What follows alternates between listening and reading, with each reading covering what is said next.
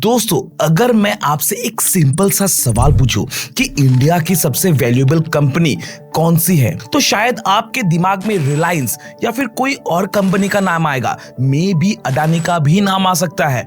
लेकिन अगर मैं कहूं कि एक ऐसी कंपनी भी है जिसकी कहानी सिर्फ एक सक्सेसफुल बिजनेस की कहानी नहीं, बल्कि इंडिया के इंडस्ट्रियल रेवोल्यूशन की भी कहानी है। एक ऐसी कंपनी जिसने सिर्फ अपना एम्पायर ही खड़ा नहीं किया, बल्कि ऐसे कई इंडस्ट्रीज की नींव रखी जिन्होंने आगे चल के इंडिया की इकोनॉमी को एक नई पहचान दी। और शायद यही वजह है कि 100 साल से भी ज्यादा समय बीत जाने के बाद भी इस कंपनी का नाम सिर्फ एक ब्रांड नहीं, बल्कि एक लेगेसी, एक भरोसे की पहचान मानी जाती है।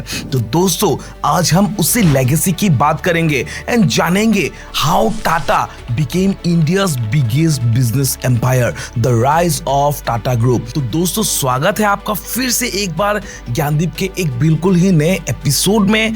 चैनल पर नए हो तो सब्सक्राइब कर दीजिएगा, और कर दिया है तो तहे दिल से शुक्राना। तो चलिए शुरू करते हैं। दोस्तों, इस कहानी की शुरुआत होती है 1868 से, जब ब्रिटिश राज के दौरान इंडिया एक बहुत बड़ा रॉ मटेरियल सप्लायर था।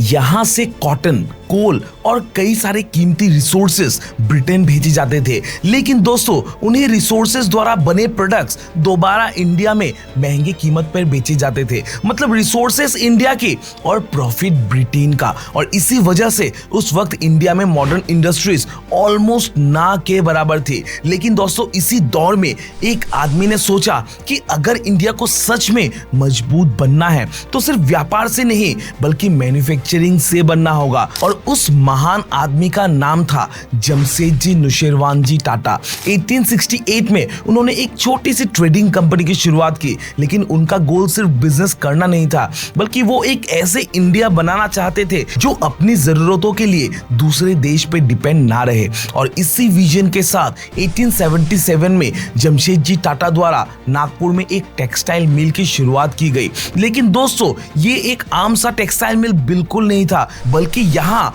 उस वक्त की मॉडर्न मशीन्स का इस्तेमाल किया जाता था। वर्कर्स के लिए बेहतर वर्किंग कंडीशंस बनाए गए और क्वालिटी को यहाँ सबसे ज्यादा इंपॉर्टेंस दिया गया। दोस्तों, यानी जमशेदजी टाटा सिर्फ कपड़े नहीं बना रहे थे, बल्कि वो इंडियन मैन्युफैक्चरिंग के स्टैंडर्ड्स बदल रहे थे। लेकिन दोस्तों, ये तो बस एक शुरुआत थी, क्योंकि जमशेदजी टाटा के दिमाग में एक नहीं बल्कि 3 बहुत बड़े सपने चल रहे थे। पहला तो इंडिया का वर्ल्ड क्लास स्टील प्लांट, दूसरा था एक रिसर्च इंस्टीट्यूट जो वर्ल्ड क्लास साइंटिस्ट तैयार करे, और तीसरा एक ऐसा होटल जिसे देख के पूरी दुनिया इंडिया की कैपेबिलिटीज को सलाम करे। और सबसे पहले उन्होंने अपने तीसरे सपने को हकीकत में बदला और 1903 में मुंबई में खुला द ताजमहल पैलेस होटल। उस वक्त ये सिर्फ एक होटल नहीं था दोस्तों, बल्कि ये एक मैसेज था कि इंडियन बिजनेसमैन भी वर्ल्ड क्लास इंफ्रास्ट्रक्चर खड़ा कर सकते हैं। लेकिन दोस्तों, जमशेदजी टाटा जानते थे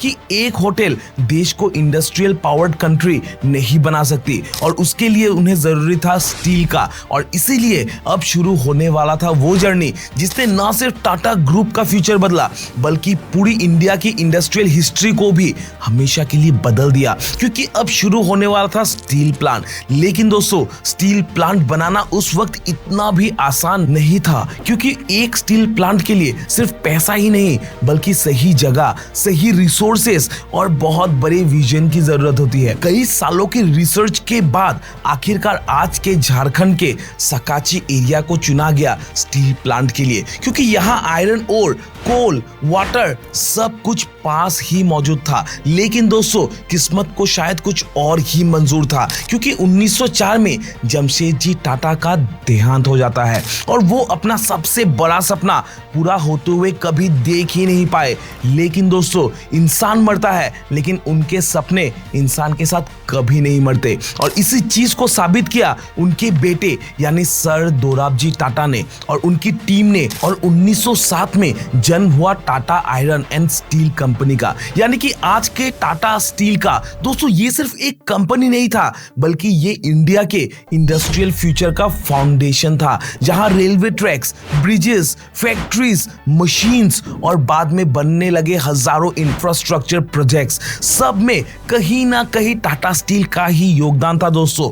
और जिस जगह ये प्लांट बना, वहां धीरे धीरे एक पूरा शहर खड़ा हो गया, जिसे आज हम जमशेदपुर के नाम से जानते हैं। लेकिन दोस्तों टाटा का विजन सिर्फ स्टील तक लिमिटेड नहीं था, क्योंकि जमशेदजी टाटा का मानना था कि अगर एक देश को आगे बढ़ना है तो फैक्ट्रीज के साथ साथ साइंटिस्ट और इंजीनियर भी तैयार करने होंगे।